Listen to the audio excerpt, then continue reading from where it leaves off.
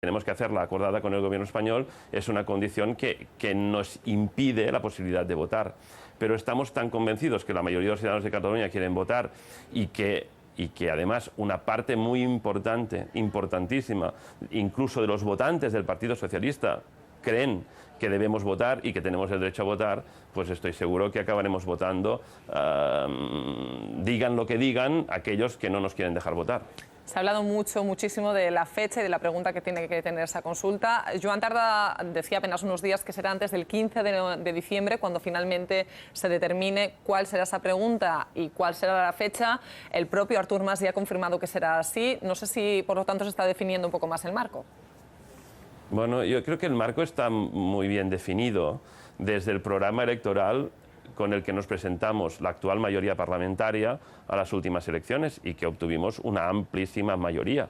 Y de hecho, en el Parlamento de Cataluña hay una amplia y sólida mayoría que da apoyo al gobierno.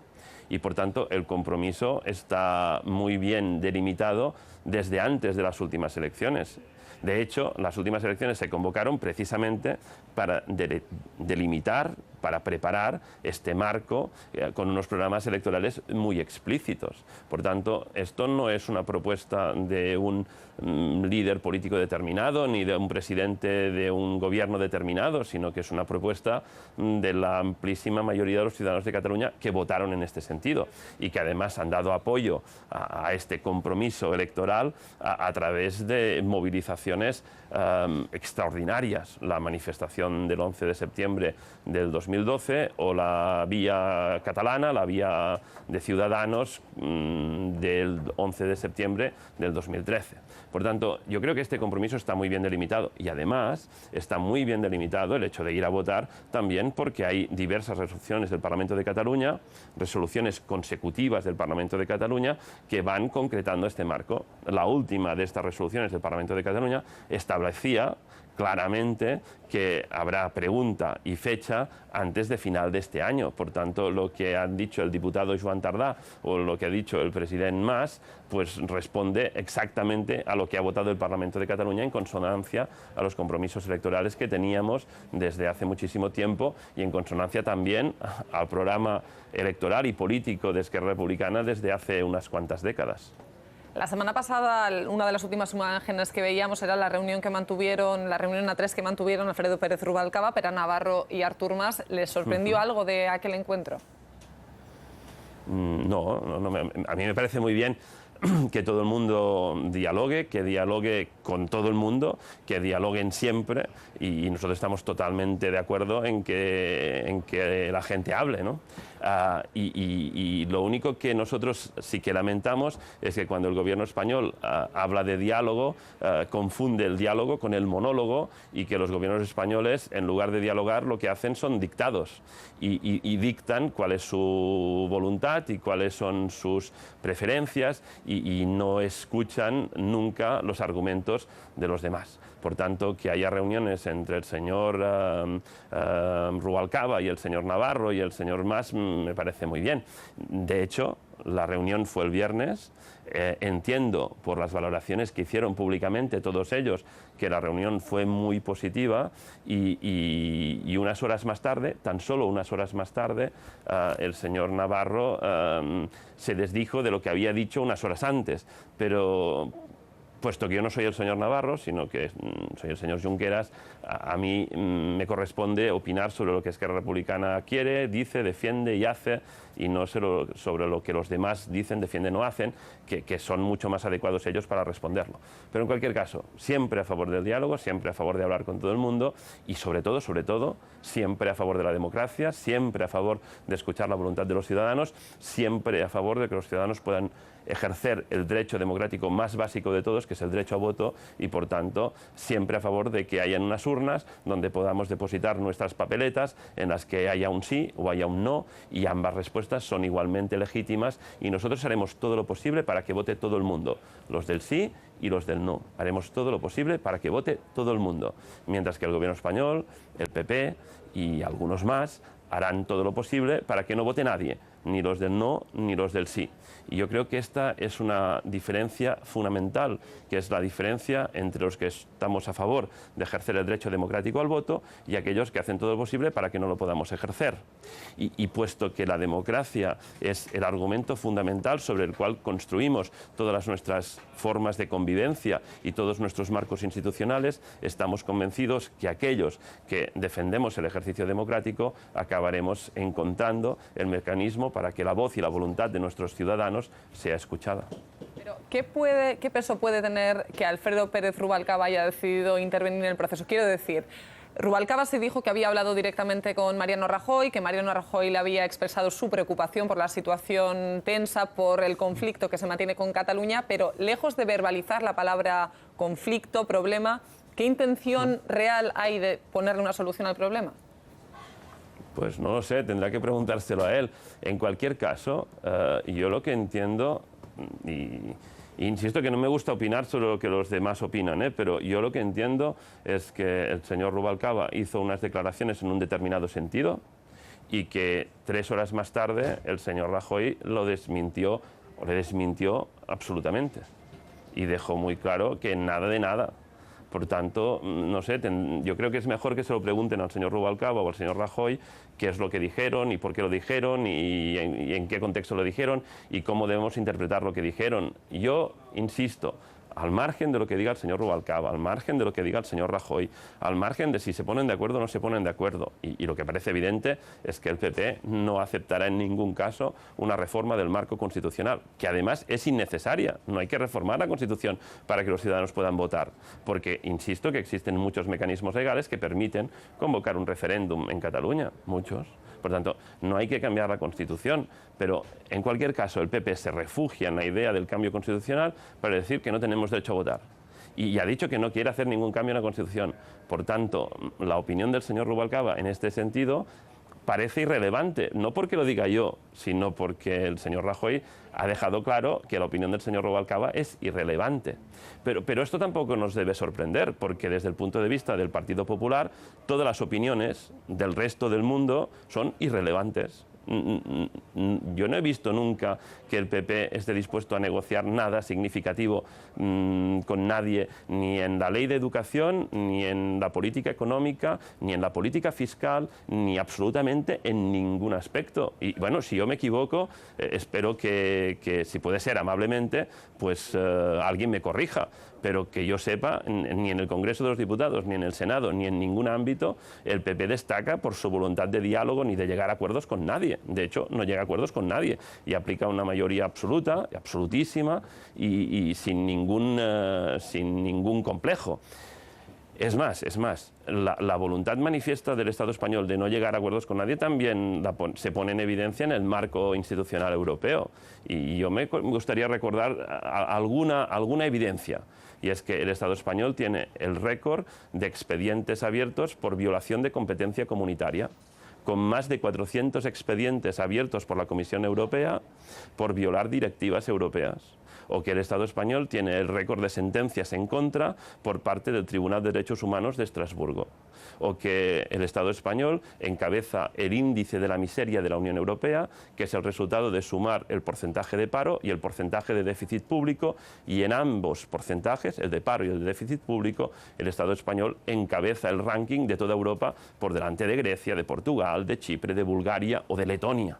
Por tanto, que el gobierno español y el Estado español tienen poca voluntad de llegar a acuerdos con nadie, ni de cumplir marcos jurídicos de ningún tipo, de incumplir sus propias leyes y las propias sentencias del Tribunal Constitucional, porque el Estado español sigue sin cumplir las sentencias del Tribunal Constitucional que le obligan a traspasar las competencias activas de ocupación a las comunidades autónomas, o sigue sin cumplir sus propios presupuestos generales del Estado, o sigue sin cumplir sus propias leyes orgánicas en forma de estatutos de autonomía. Por tanto, nuestra esperanza de que el Estado cumpla con alguno de sus compromisos, de sus obligaciones en el marco estatal o en el marco europeo es muy escasa. No por nada, aunque solo sea porque la experiencia lo pone de manifiesto. Acaba de hacer referencia precisamente a los presupuestos. La semana pasada el Gobierno presentaba sus cuentas. Usted en un artículo publicado en La Vanguardia era muy crítico con esas cuentas. ¿Cree que España es ahora todavía más exigente con Cataluña de lo que era antes? Si es posible que lo sea más, lo es más, sí. Pero esto también solo hay que comprobar la propia documentación del gobierno español. No es mi opinión, sino que el propio gobierno español, cuando evalúa el nivel de ejecución de sus presupuestos en cada territorio, pues sitúa a Cataluña en el último lugar en el cumplimiento del propio presupuesto del Estado español. Por tanto, si lo dice el gobierno español, como usted se puede imaginar, no lo voy a desmentir en este caso, porque es una evidencia, pero no viene de este año, ni del último, ni del anterior. Es una evidencia constante y tan solo hay que comprobar cuáles son los porcentajes de cumplimiento de los presupuestos a lo largo de las últimas décadas para comprobar que existe una voluntad manifiesta de perjudicar los intereses económicos y sociales de la mayoría de los ciudadanos de Cataluña. Que además esto es especialmente contraproducente para el conjunto del Estado, porque una voluntad manifiesta de perjudicar la capacidad de generación de riqueza y de empleo de uno de los territorios que más riqueza y empleo pueden generar y que tiene la economía más abierta y por tanto la economía más exportadora de todas, especialmente en un momento tan importante como en este, en el ámbito de las exportaciones, perjudica al conjunto del Estado y al conjunto de su capacidad de recaudación fiscal. Y esto no es una opinión mía, sino que esto lo dice la Comisión Europea y lo dicen los informes que la Comisión Europea hace sobre la situación económica del Estado español y las recomendaciones de la Comisión Europea, por ejemplo, sobre la política de infraestructuras o sobre la política industrial o sobre la política financiera. Por tanto, yo ya sé que el gobierno español y el PP preferirían decir que esto es una opinión del señor Junqueras, pero no, estos son las conclusiones de los informes de la Comisión Europea sobre la situación económica en el Estado español. Ya que hacemos referencia precisamente a asuntos económicos, hay quien considera que si Cataluña lograra, por ejemplo, un marco económico parecido al que tenemos nosotros, al concierto económico, esos deseos de independencia se reducirían un tanto. No sé si está de acuerdo con esa hipótesis o si este ya es un movimiento que no tiene un fin, de alguna manera. Pues hay una manera de resolver esta duda, comprobémoslo. El gobierno español que haga una oferta, que la ponga sobre la mesa, que diga, mira, he llegado a esta conclusión y hago esta oferta. Si tienen alguna cosa que decir, si tienen alguna cosa que proponer, pues ya lo propondrán. Y si no lo proponen, será que no tienen nada que proponer. Porque lo que sí que sería muy extraño es que tengan algo que proponernos, pero no nos lo digan para que no sepamos que nos lo proponen, ¿no? Es un poco extraño. Por tanto, si el gobierno español tiene que decirnos algo o tiene alguna propuesta que hacer, que la haga. En todo caso, sí le quiero hacer una pregunta que muchas veces hacemos también, sobre todo relacionado con el conflicto que se vive en Euskadi, en este caso por el proceso de paz, cuando es una pregunta muy recurrente, pero si Madrid no quiere, si no existe esa voluntad política de la que estamos hablando, ¿cómo se pueden dar pasos hacia adelante? Pues confiando en la democracia, confiando en los ciudadanos y haciendo todo lo posible para que los ciudadanos puedan votar. E insisto que es la democracia la que debe determinar los marcos legales y en ningún caso el marco legal el que debe coaccionar, el que debe impedir el ejercicio democrático. Y esto es tan evidente. Y es tan evidente que nosotros haremos todo lo posible para que los ciudadanos puedan votar. Y cuanto más hagamos para que los ciudadanos puedan votar, y cuanto más haga el gobierno español y el Estado español para impedir que los ciudadanos voten, y cuanto más evidente sea que nosotros representamos la causa de la democracia y del ejercicio democrático del derecho a voto, de poner la papeleta dentro de una urna, y cuanto más evidente sea que el Estado español hace todo lo posible para que no podamos poner una papeleta dentro de una urna, más razón moral y política acumulamos y más evidente es ante los ojos de la comunidad internacional que nosotros representamos la causa de la democracia y que el Estado español en este caso representa la causa que impide el ejercicio democrático del derecho al voto. Y por tanto, usted entenderá, estoy seguro, que puesto que la democracia es nuestro punto más fuerte, de hecho casi el único o casi la única fortaleza con la que afrontamos este reto extraordinario de transformar la realidad y de dar la oportunidad a los ciudadanos de ser protagonistas de su futuro, usted entenderá que nosotros nos aferremos a la causa de la democracia y que no renunciaremos en ningún caso a este ejercicio y que haremos todo lo posible para ejercerlo y que más tarde o más temprano, y espero que sea muy temprano, conseguiremos que los ciudadanos voten, que expresen su opinión y estoy seguro que todos los demócratas estarán a nuestro lado. Permítame que me ponga en un contexto en el que no hubiera consulta. Si no hay consulta, ¿habrá elecciones plebiscitarias? Es que es inimaginable que no haya consulta. Por tanto, habrá consulta, haremos todo lo posible para que haya consulta, habrá consulta y si nos dicen que no, pues nosotros seguiremos con la convocatoria de la consulta y si la prohíben, pues nosotros intentaremos hacer la consulta y si nos lo impiden físicamente de algún modo que tal vez usted intuye y yo no intuyo en este momento, si nos lo impiden, al día siguiente que haremos, pues intentaremos hacer la consulta y cuanto más veces y de forma más evidente nosotros intentamos que los ciudadanos ejerzan su derecho al voto y cuanto más evidente y más veces se ponga de manifiesto que el Estado español lo impide, más razón acumulamos. Y insisto, la comunidad internacional finalmente deberá situarse al lado de los demócratas y al lado del ejercicio del derecho al voto y, por tanto, si el Estado persiste en impedir que la gente vote, al final, si usted me lo permite, es que al final ganaremos sin votar.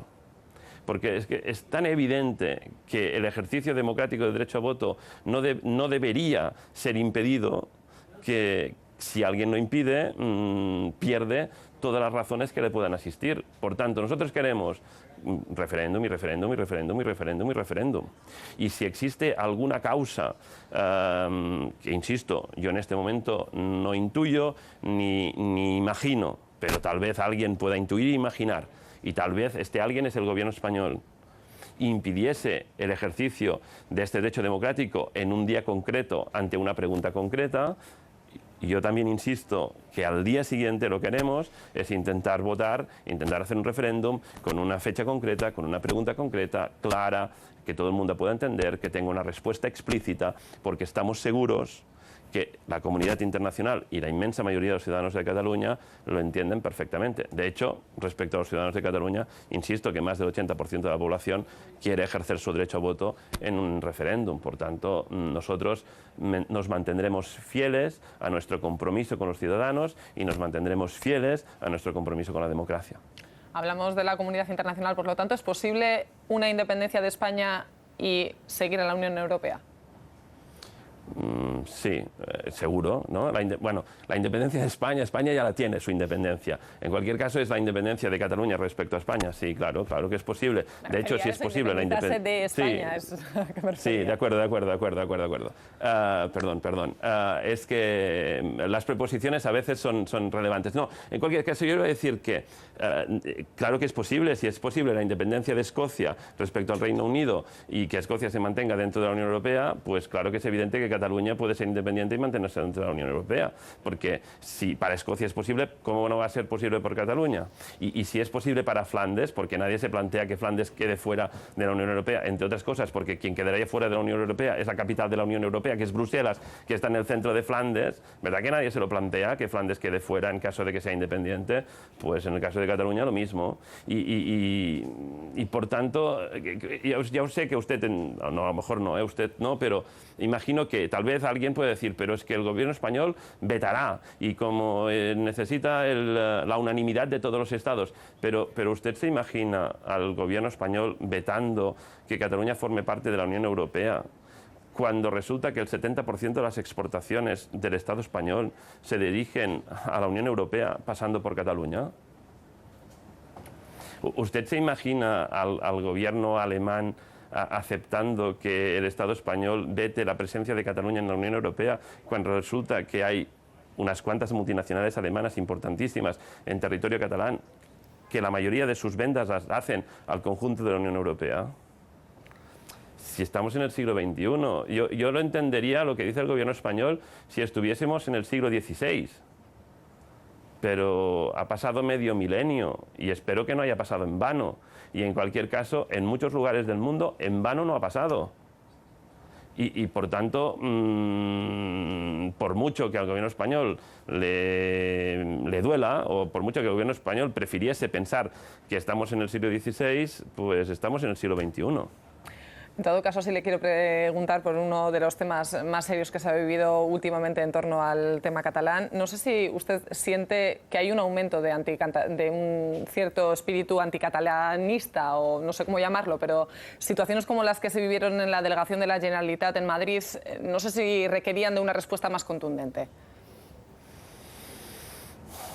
Por desgracia, estamos acostumbrados a declaraciones muy duras por parte de los políticos españoles en contra de Cataluña y en contra de los ciudadanos catalanes y en contra de la voluntad democrática de los ciudadanos de Cataluña. Y es evidente que este tipo de declaraciones, recordemos que el PP recogía firmas contra el Estatuto catalán, pero que la recogía con declaraciones explícitas de que recogían firmas contra Cataluña.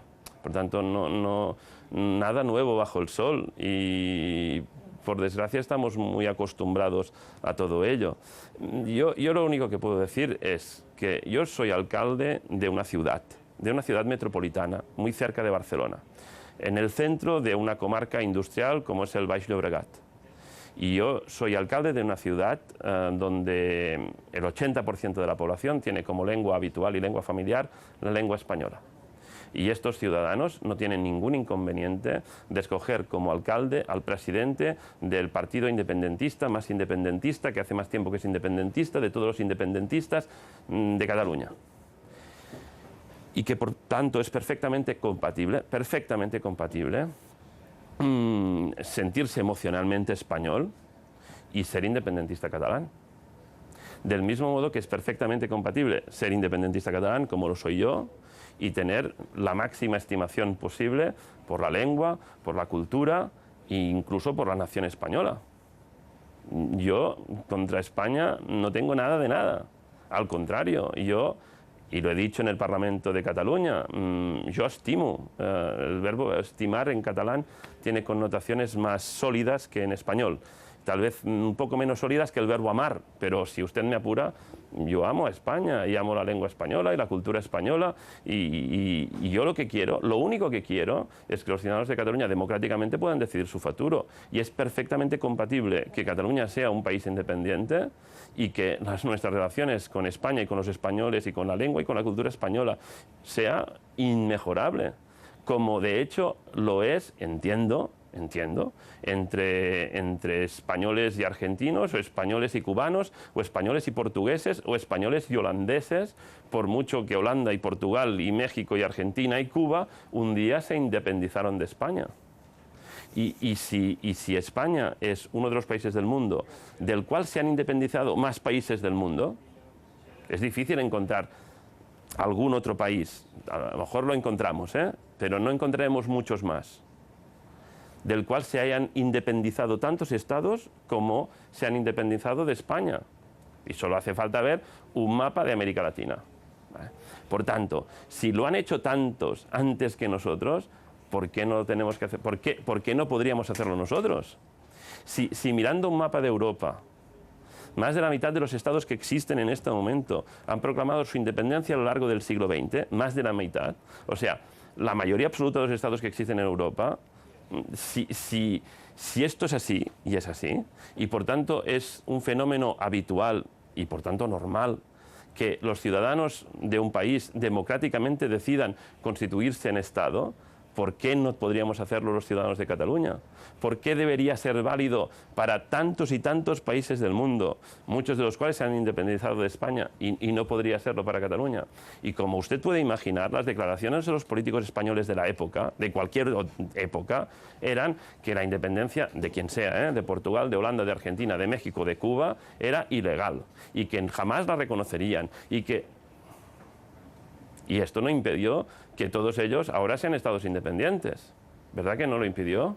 ¿Y verdad que el gobierno español decía que jamás evacuaría el Sáhara Occidental? Y verdad que lo evacuó. Y verdad que el gobierno español dijo que estamos muy acostumbrados que el gobierno español diga muchas cosas que luego no se cumplen. Por tanto, el derecho democrático nosotros no pensamos renunciar a aplicarlo. Nunca. Nunca renunciaremos a ejercer este derecho.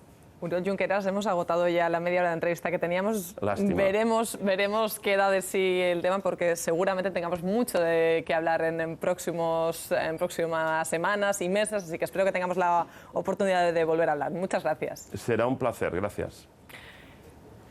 Hasta aquí, por lo tanto, la entrevista de actualidad. Adela, es ya momento para la tertulia y el debate. Así es, Olaya Eguerdion, tiempo ahora para hablar de otras noticias de la actualidad que nos llevan a referirnos a una noticia relacionada con los robos, datos que nos dicen que esos robos